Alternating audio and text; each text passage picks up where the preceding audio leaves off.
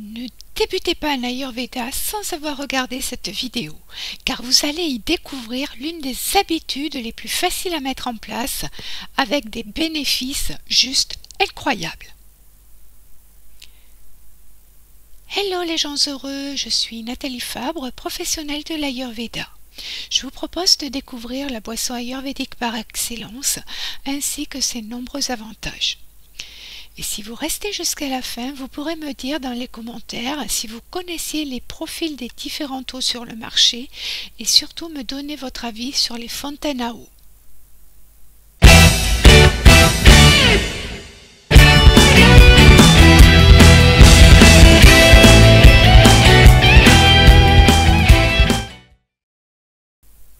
Dans un premier temps, je vous recommande de visionner entièrement la vidéo, puis par la suite, vous pourrez vous aider de l'horodatage situé sous la vidéo pour gagner du temps.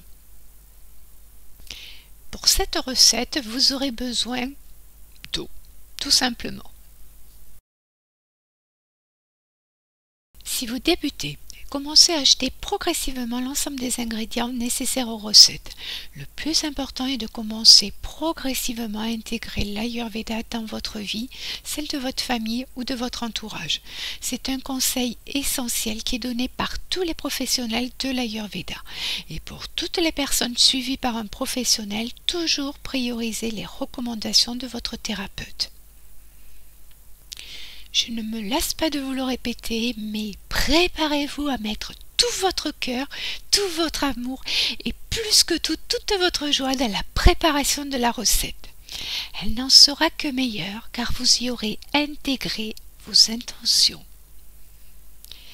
Pour la préparation, versez l'eau dans une casserole, portez à ébullition, puis laissez refroidir.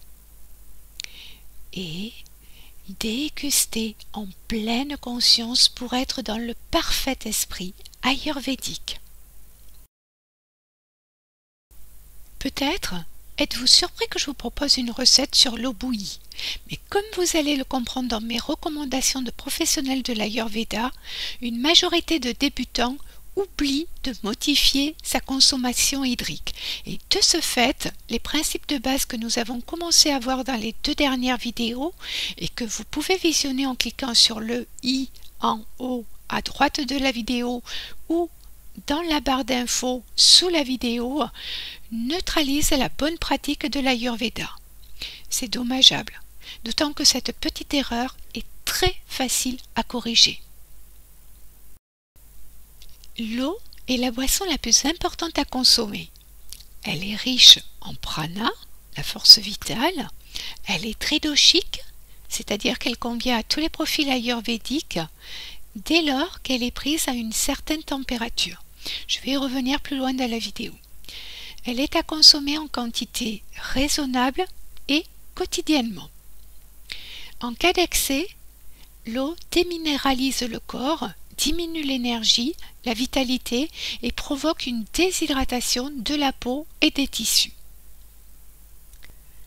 Si vous me suivez régulièrement, vous savez que la température est essentielle en Ayurveda. La température va déterminer à quel profil ayurvédique et à quelle saison elle convient le mieux. L'eau froide ou l'eau glacée. Elle possède une énergie froide. Donc, en période hivernale, ou pour les profils Vata ou Kapha, elle les augmente. Elle affaiblit le feu digestif et obstrue les canaux. En saison estivale, elle arrête la sudation, les saignements et soulage les sensations de brûlure. Donc, diminue les profils Pitta. L'eau chaude. Elle possède une énergie chaude. Elle stimule la sudation et dissipe les sensations de froid. Elle est idéale le matin au lever. Parfaite pour les Vata ou les Kapha et elle est à privilégier en saison froide. Préférez l'eau à température ambiante pour les Pitta en été. Justement, l'eau à température ambiante. c'est la température idéale pour toute l'année et pour tous les profils ayurvédiques. Je vous propose de faire une synthèse sur le profil des différentes eaux sur le marché. L'eau distillée. Elle a été trop chauffée, donc elle est dévitalisée et dénutrie. L'eau du robinet.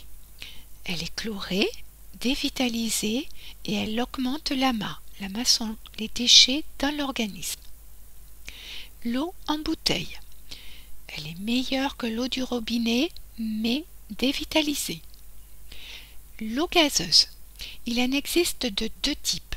Avec un gaz naturel, cette eau est bénéfique pour les pitta et les kapha et à contrario très aggravante pour les vata. Elle contient par contre un bon prana. Et avec un gaz artificiel, elle est néfaste pour tout le monde. L'eau minérale, généralement bénéfique pour tout le monde.